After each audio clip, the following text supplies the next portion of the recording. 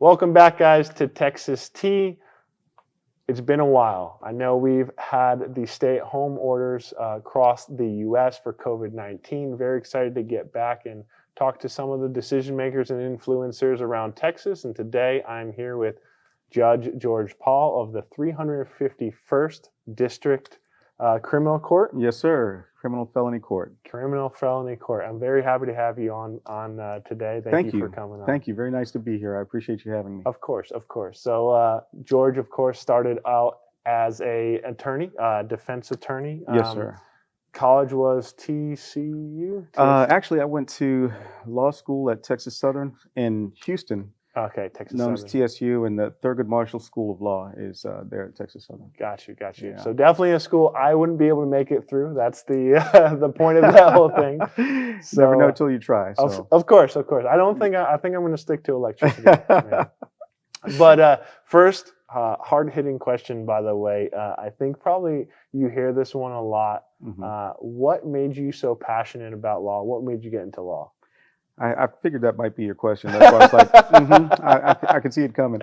And I always start with the hard-hitting ones. That's good. You're right, though. A lot of people ask that question, and it's because if, for example, growing up, let's say a group of kids is in class or outside or wherever, and one of them's talking about somebody who's not there. Okay. I was always the one defending that person. Oh, okay. So I was like, man, I might as well get paid for it. That's awesome. So that's how I ended up in law school. Got you. So a born defender of the people. I guess so. So. Got you. Okay. Cool. So basically, you knew from an early age that you're going to do this. Before you went to law, though, what did you have any thoughts? Maybe you're going to do something else, or? You know what? I'm a bass player. I was a musician. Oh, okay. So my whole life, I've played since I was a little kid, and I thought I was going to go into that or entertainment of some kind. Okay. But the funny thing is, I know that a lot of people think law school is a struggle, but I was the first one in my family to graduate college, so even college was a struggle. So it took me 11 years to get a 4-year degree. Oh, wow. So I would, go to school sometimes, stop and play, play gigs and stuff, and then maybe go back to school. But it took me 11 years to accomplish that. So by the time I got to law school, that wasn't such a big endeavor because I had struggled all the way anyway. Yeah. So I got that far. So you're torn between your two passions, really. That's right. But I thought too, if I went to law school, I could consolidate those things and maybe do entertainment law or something like that, and still maybe stay in entertainment. But at this point, I still play, but not professionally. So after everything lifts, are you going to get back onto the circuit? Not the judge circuit, but the circuit of playing live again? To. Yeah, I'd like to. I'd love to do that again. Okay, cool. Yeah, cool. Definitely. And you said there's obviously some struggles going through school and everything. If there was a kid out there watching right now who was like, hey, lawyer, judge, that sounds great. Maybe not coming from a situation where they have a lot of possibilities, and it seems very far out of reach, what would you tell them? You know what? That's actually a good question too, because I was kind of in that position. I really didn't have anybody who could tell me what to do. Yeah. And you know what I would recommend? Find a mentor or a friend who has done or is doing what you want to do, and get close to that person, and especially observe what he or she is doing, because that's going to help you a lot. That's how I actually, even though it took 11 years in law school, I was primarily a watcher and observer, and then I would execute based on what I had learned by watching. That's a good way to learn. And who's this mentor? Can you call out your mentor right now? You know what? My buddy Scott, he lives in Fort Myers, Florida. And I watched what he was doing, and I knew that his parents were guiding him in the right direction. Yeah. And, my parents really didn't have the experience that his did and what they were doing. So I watched him, kind of followed in his footsteps, and we're still friends to this day. Well, thanks, Scott. Yeah. Thanks, Scott, for bringing this. That's right. I certainly shout him out. I'll have to make sure he gets tuned in. That's awesome. That's awesome. So definitely getting a mentor then. Would you be open to mentees then if someone were to call up Judge Powell? Absolutely. In my law practice, I used to have 4 or 5 interns every summer. Okay. And, I told them, you're going to learn through guerrilla warfare. I said, by the time you finish here for the summer, Yeah. you're going to be able to try a case by yourself. Yeah. And so, in fact, some of the attorneys I knew, in my office, I would say, you know what, I'd call that intern first because I know what they went through to get where they are. So they struggled and worked hard, but they did real good. And they're attorneys now. Yeah. Yeah. And I'm sure just going through law school in general is pretty tough. When you're going through it, there's got to be times when you doubt yourself, or you weren't, like you said, took you 11 years to get all the way through. What are some times that you were like, man, this is just too much, man? And how did you overcome it? You know what, though? My faith is so strong that it will overcome anything. And I think, in every person, if they believe in something, and you don't have to see it to believe it. I'm one of those people that thinks you can see something if you just believe it, Yeah. And that's what happens, Yeah. I mean, I have my cell phone here. I mean, who would have thought? Yeah. That's true. I mean, look at this. That's true. So if you can believe in something, think about an idea, come up with one good idea, you can change the world with that. No, yeah, technology is a really big moniker of how you can have a dream and it just materializes through hard work, for sure. Yeah, absolutely. Yeah, technology has come a long way, and it's seeing this courthouse. Honestly, I've only been in a courthouse for bad things, mostly speeding. Sorry, Judge. That's all right. That's all right. But you see the courtrooms technology-wise, in the movies and everything, it just is so much different than walking into here. From both the side of being an attorney and here, how has technology changed law, the courtroom, and so on and so forth? What has been like some big things? The difference is so vast, and especially in the short time that I've been here, 3.5 years. Yeah. So many things have changed, and especially now, we're becoming more innovative, having this shutdown and not being able to interact with people so much. Zoom. And so, in January 1st of 2021, I'm actually going to go back into practicing law. However, the phone that I mentioned to you, I can do everything from this phone now. Yeah. Except try a case. Yeah. So at this point, I can, if I were to visit an inmate in jail, I could do it through my phone. FaceTime. If I needed to have a conference or a consultation with a client or his or her family, bam, right here, Zoom meeting. Yeah. If I need them to make a payment or maybe pay for a consultation, Cash App. You can do so much with these things that you can do everything except try your case. And who knows, that may come soon if we don't get past this COVID deal. Yeah. But you may see that on video soon. So like when you see like the attorneys on film or TV going through all the papers stacked up, now it's easily all digitally available. That's right. In fact, even before I became judge, I had essentially a paperless office.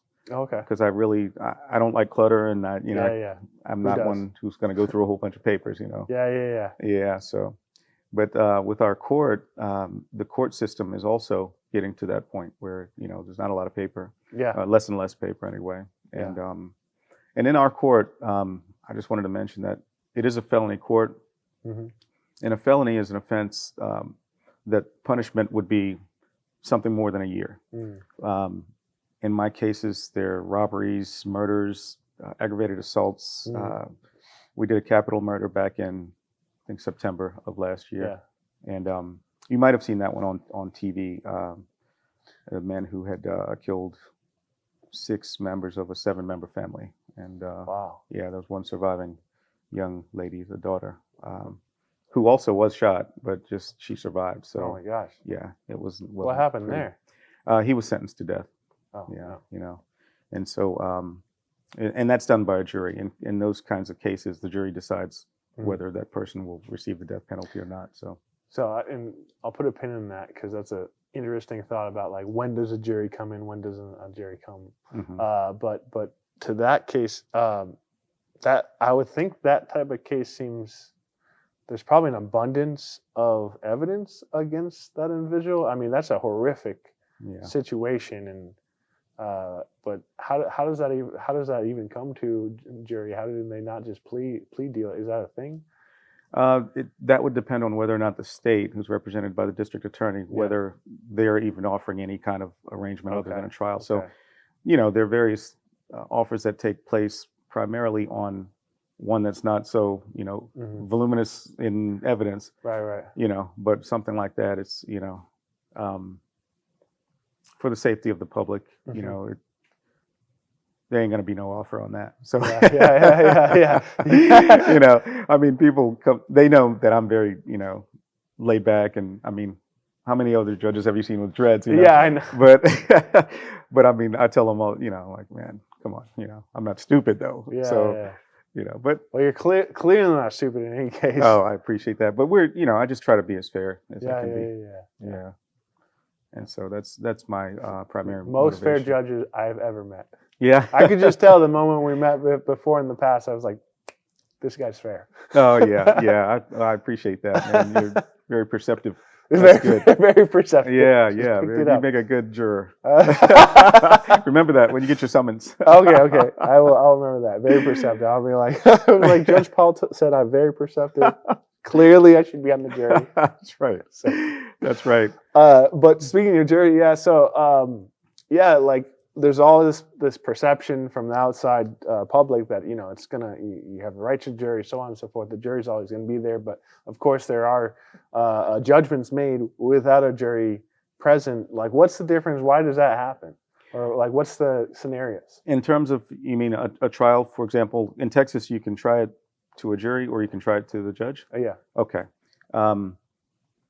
In that situation, sometimes either because it's more expedient or because the defense attorney might think the judge is more fair than those 12 people are going to be. Okay. So essentially, based on, and the state would have to agree to waive their jury, their right to a jury as well. Oh, okay. So, but if a defense attorney, primarily that would be the reason is. So there's now it's clicking in my head. They both sides have to waive their right to a jury. So no matter what, that's where it starts at. You have the right to the jury, and it's an agreement between both parties that, hey, it's fine that we're not going to do a jury. That's right. Okay, gotcha. That's right.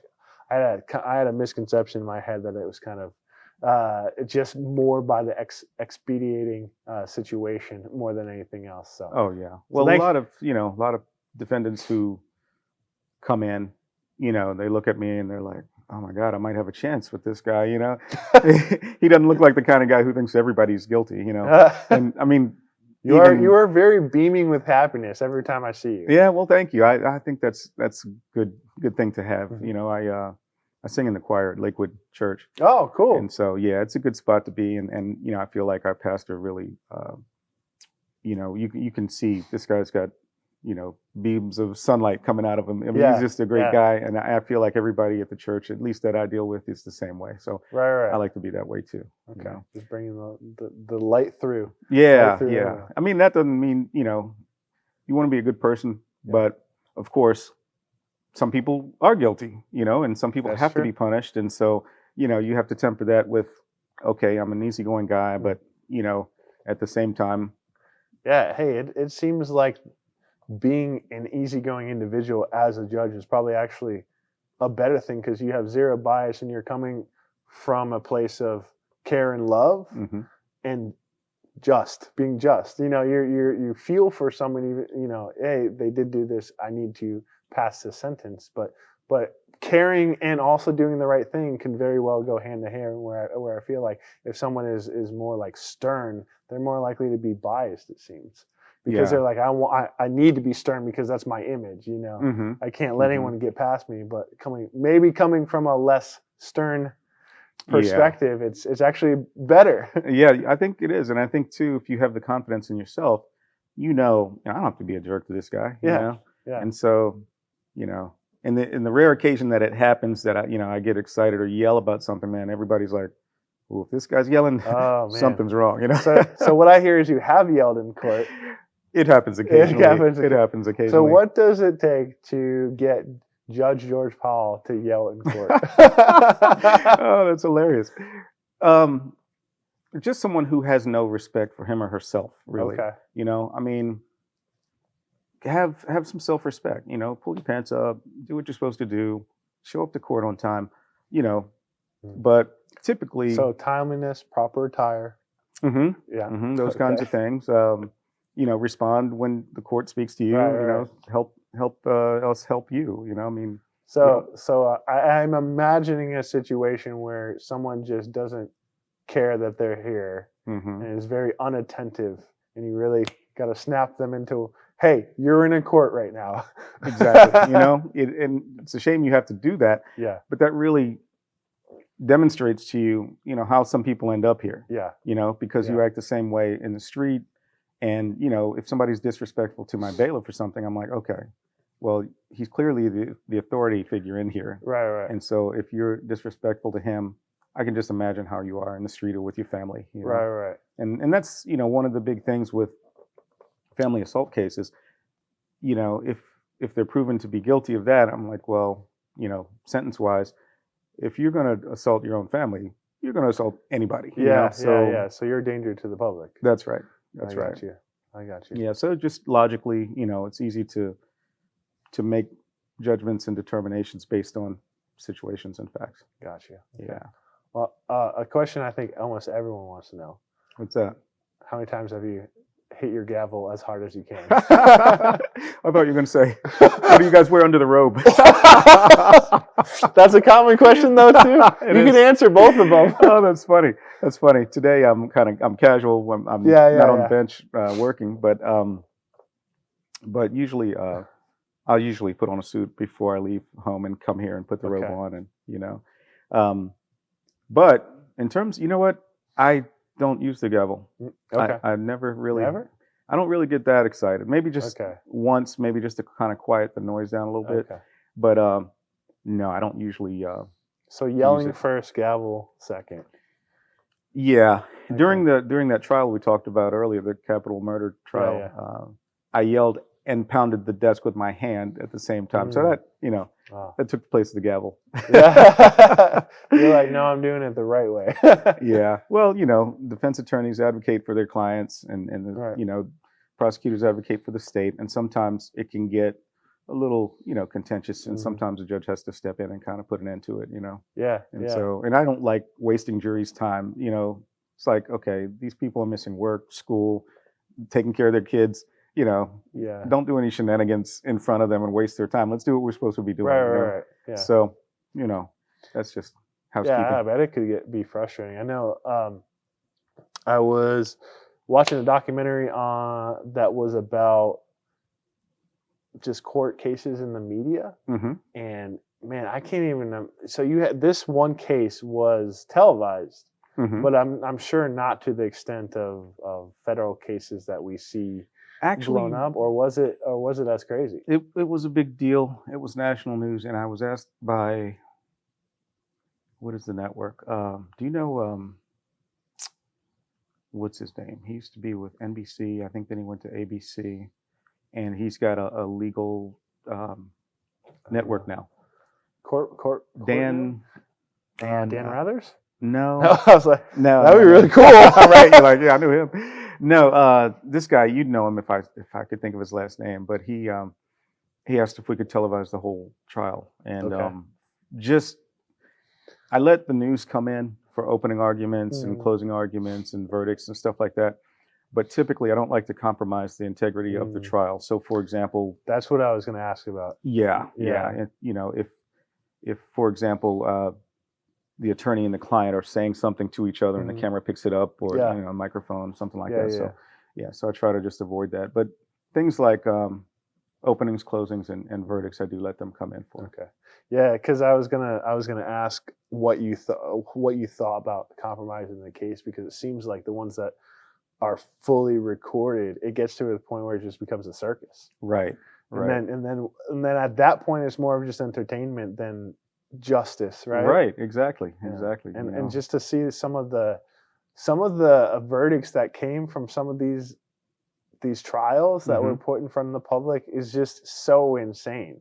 Oh And yeah. so it's got to be the Yeah, it's like a show. You like Yeah, you said, yeah, it's not exactly. trial anymore. So, but I miss having trial because we were always in trial. I was one Mhm. of the judges that was always going to trial on something, Mhm. and COVID really slowed that down. Slow So, that down. you know, Well, you're gonna go back to practicing law on the other side. right, right. Are you planning on giving it another shot for judgehood? Can I say judgehood? Judgehood, I'm considering it. Okay. Excuse me, several people have asked me to do it.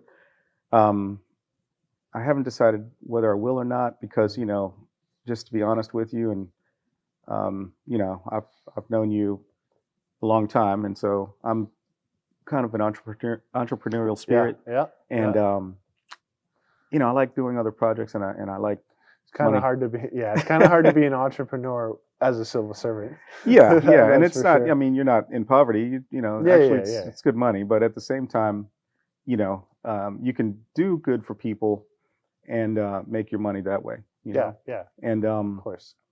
I spoke at a law school recently, and I explained to some of them, don't get the concept wrong. A lot of you came here thinking, I want to make money, so I'm going to go to law school, and that'll make me money. I'm like, Yeah. that's not what makes you money. So you try to help as many people as you can, and all that good will come back to you. Yep. And so I told them, the money doesn't make you successful. Mhm. The success makes you money. Mhm. So just get it right. Stay in your lane. Do what Yeah. you're supposed to do. Read these books and graduate. And you know why I told them that? Because and this kind of made me think of it. It's one of your questions. In law school, I came in with the approach of just getting by. Mm.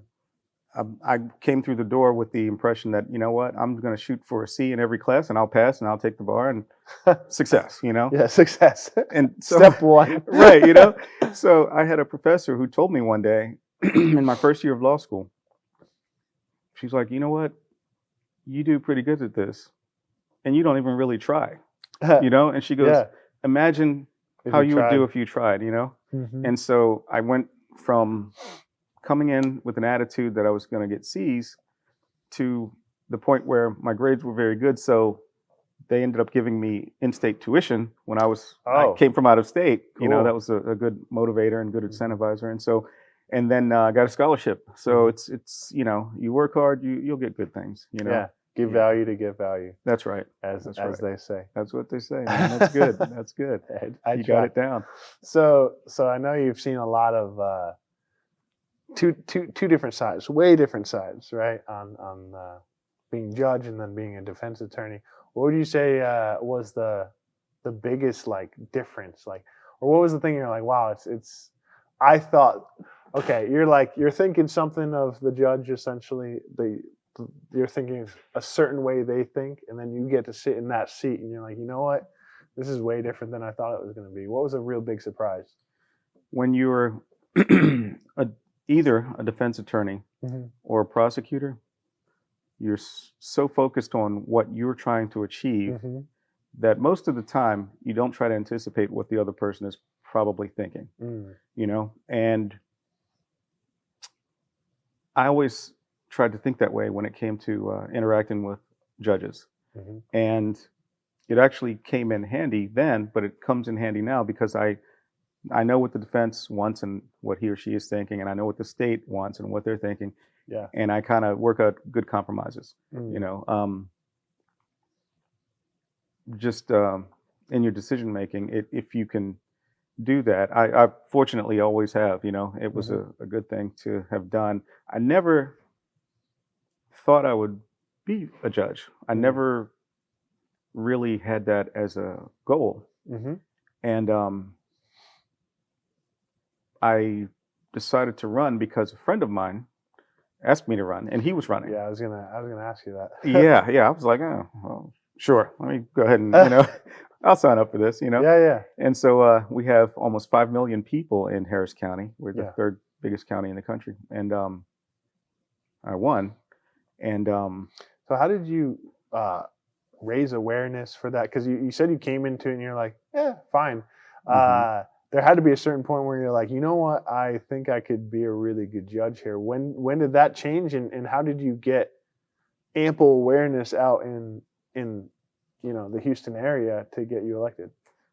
Typically, people are just so focused, one, on winning an election that they really don't think too much about what's going to happen when they get there, And so once I won the election and went through ceremonies and judge school and all these different things, I thought, this is a pretty important position here. I better snap to it, So So I you're really focusing on winning. Yeah, So you had that competitor heart. Yeah, exactly. So I was like, man, how did you win though? That's what I really wanted to. Social media. I'm a big social media guy. I know. I see this. Yeah. So I have, what is it? Instagram, Facebook. I think I have like 2 or 3 Facebooks because they limit you to 5,000, and then you got to move on. I was a little curious about that when I saw 2 Georges pop up. Yeah. You gotta start a new page, and So that part of it, I wish Facebook would allow more people on one account, but and LinkedIn I use,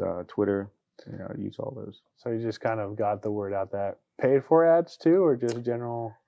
I didn't really do any paid ads, but I had a big practice. I had practiced 15 years before I ran. So the big practice that you had allowed you to kind of get your name out there for the most part. That's right.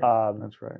And so the person that you're going against, though, were they pretty entrenched, or was it? It seems like you had a big following, so you came in with a hammer, not Texas hammer, but a hammer, a hammer into the situations. Was it steep competition or what? The judge I was running against had been undefeated for 20 years.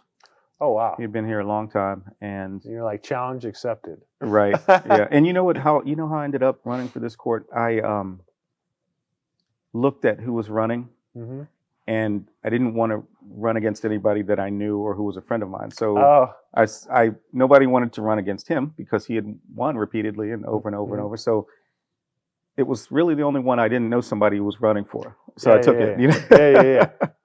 And so it worked out. That's cool. That's cool. Yeah, but the having practiced for all those years and having pretty good connection to the community, I was always trying to help do something. Yeah. And so that helps you, and the church has helped a lot. True civil servant. Yeah. You want to be, you might be entrepreneurial, but you still got to help other people. Right. What else are we here for, right? Yeah. Of course. So excited to get back to the other side? I am. Yeah, I'm very excited, and especially now with the technology we have and the way that we're able to do things. And I think that, this shutdown is really inconvenient. It's bad for the economy. It's, unemployment is high, but I think that a lot of people will use that time, hopefully, and try to come up with innovation and, and really do some things that will just change the way we operate in this world, Yeah. I think there's going to be a lot more people working from home in the future. I think so. I've seen it works. My daughter, she's I have a daughter who lives with my ex-wife not in Houston, but in another town. And I told my daughter, during this time, do something that's going to put you ahead of your contemporaries. I said, make a list of things and do them. And I did my own list. It was 75 things. I think I have 60 of them done. And wow. Of those things, 4 of them were surgeries. Oh yeah. I had a hip replacement recently. Okay. And so I'm well down my list. That's a lot. That's a lot. Now I feel bad about that's all right, man. You gotta work hard, play hard, right? Yeah. I have 2 and I did none. No, I'm kidding. We had a lot of things changing, a lot of moving parts. Yeah. I felt like we were continuously changing every day. That's it. We're here now. So you're going to be on this other side of the bench. I know one thing you're really going to miss. What's that? Wedding a very happy couple, marrying a happy couple. That's right. You know what though? I'll still be able to do weddings. Oh, so, really? Yeah, yeah. Okay. So I'll continue to do that. So what you're saying is you can eventually get me hitched. Yeah, I got you. I got you covered, man. It's on me. Okay. I got you. Okay, I got you. Does it have to be in the courthouse, or can you? No, it doesn't have to be. Come on down to the church. I perform some in churches, and restaurants, and backyards. Got you. So yeah, I'm always out in somebody's house or somewhere doing something out in their Okay. garden. Well, I'm gonna put a pin on that when I eventually get Yeah, married. yeah, keep that in mind, man. I got you. Hopefully very soon. So That's it. certain individual will know what I'm talking about. Uh-oh. Very good. Very good. But that's cool, man. I'm excited to have you. Actually, I'd like to see. Can I sit in on any of your court cases? Oh, absolutely. That was the Absolutely. question. Keep in mind the courthouse is public, so anytime you all want to see a trial, you're All welcome right. to go. That's good. And Let me know when it's. Yeah, I'll definitely pull you in. Yeah. Definitely let you know. Any other? I know you're busy, so I want to let you go. Any other really insane stories you've seen in the courtroom that you want to share? Something that's like, oh my gosh, I can't believe that happened in a courtroom. In a courtroom. Aside from you yelling at people. Right. Well, there's always something. I mean, with whenever you have tension Mhm. between defendants and law enforcement who were also in the building, and it didn't happen while I was judge, but I remember over in the family court, there was a defendant who got shot. Oh. I think he was trying to escape, Oh my gosh. and he was kind of in the back hallway, and an officer pursued him and shot him over there. But oh my gosh. yeah, I think he was okay. But I mean, just so many various things go on, and so many. With society the way it is, I Mhm. mean, we're a crowded society. We're always busy. Tension is always there, Mhm. and there's always some conflict. So even with judges, someone might threaten you, or I had a situation. You might have seen that on the news. There was a guy who he was sending me a lot of Facebook messages and emails, and I would just delete them because I didn't know who he was. Mhm. So Yeah. after one night, he sat up from like 8 or 9 at night till 6 in the morning, just sending stuff. So I thought, maybe I should probably talk to judicial security and just find out who this guy is. Yeah. So they round him up. It turns out he had a warrant out of my court. Oh, But wow. I explained to them. I said, well, I think clearly this guy's maybe off his meds or something's going on with him. So don't hurt him. I don't think he's dangerous. I think he's Yeah. So yeah. So sending judges stuff will get your door kicked in. So you don't want to go there. But but nonetheless, he came into custody. They had him in my Yeah. courtroom the next morning. But I became a witness. I was a Okay. complainant now because What were you being sent? What were the things? just various stuff, songs, text messages. I mean, okay. he was just manic, Okay, just yeah, all yeah. kinds of stuff all night long. And I think really seemed like to me he was kind of reaching out for help. I guess because the warrant was out of my court, Mm. and when I had them check him, of course, and I learned that there's a warrant for him, it was for something that clearly demonstrates he's he wasn't. He was going through some things apparently. So, Right. but they transferred the case that was in my court. They transferred that out because I became a witness in his case. But luckily, his case was successfully resolved, and I think his mental issues got resolved. Oh, that's good. Yeah, That's yeah. good. So he was going through some stuff, but So if you have a warrant and you really want your judge to hear some cool songs, do not send them continually at 3 a.m. Right, Oh, that's funny. Because as the judge said, you'll get your door kicked in. Yeah, that might happen to you. So you want to avoid that if you can. Got you. Okay. Yeah, but yeah, that was one of the different stories. But there was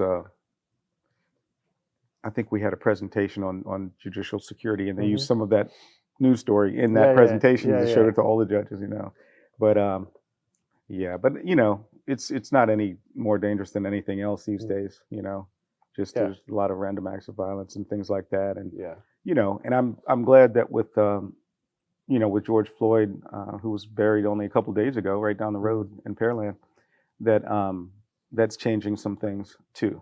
So I'm really impressed with a lot of the companies that are making commitments to spend more money on trying to or investing their money in Black Lives Matter or other things related to it.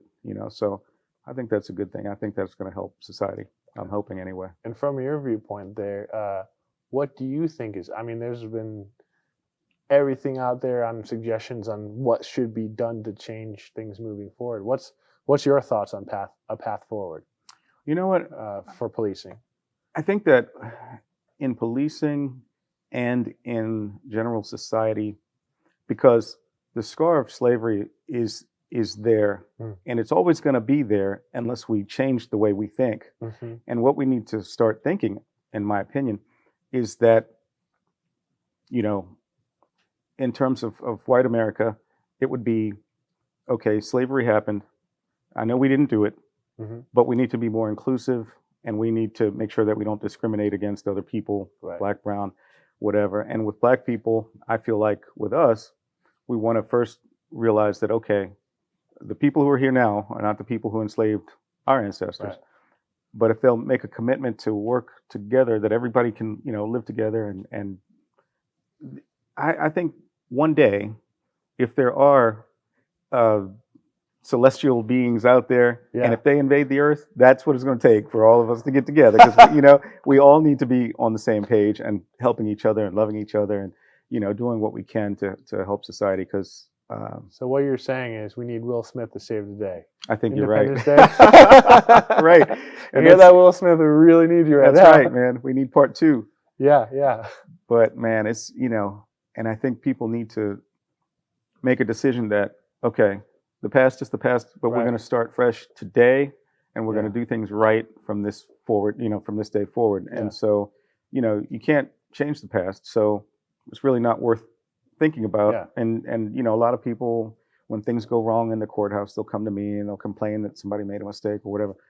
I could care less that they made the mistake. Let's just fix the problem, and let's not worry about that, because you can't change that. Right. So let's look at the things we can change. Accept what happened and move forward. And kind of tying in the fact that how important it is for local elections, obviously, to get such a fine judge as yourself in. Oh, thank you. I myself have always thought that it's really important to get out there and vote, especially locally. Right. Right. It really is. Because you can even pick the county sheriff and so on and so forth when it comes to that, right? That's right. And some states don't have elected judges. They're appointed. Oh, and okay. so, and that's something that's under consideration by this state. And, ordinarily, my opinion has always been that the judges should be elected by the people. Mm-hmm. The only problem that I have with certain things is some people don't research, and some people don't check into, They just check the boxes. Right. Or they'll listen to some person who doesn't know any more than they do, and spread the word that they should vote for this person. Yeah. When they have no idea. Yeah. So really, again, think on your own. Think on your own. Do your research. Think on your own. Exactly. And because so many people don't, and I tell my daughter, when it comes to things, go investigate it. And I say, when it comes to your school or anything in society that you need to do, learn something about it. I said, that'll put you so far ahead of the crowd and prevent you from being mediocre, because most people don't take the time to do that kind of stuff. Yeah. So hopefully I can turn her life into a success, so she won't have to go 11 years to college. You seem like a really good mentor. Thank you. I appreciate it. So what we have learned is don't send you stuff in the middle of the night. That if you work hard, give value, you're going to get value back. Find a good mentor. Vote locally, but do the research. Be informed, and give some respect to the judge when you come in the courtroom. Right there, you go. Just the court in general. Don't come in. Half-assing it, as they say. Yeah, that's a legal term. Legal term, half-assing it. But just want to show appropriate respect to the court, and not necessarily for me, but just for the whole foundation and the institution of law and justice. Yes, sir. I got you.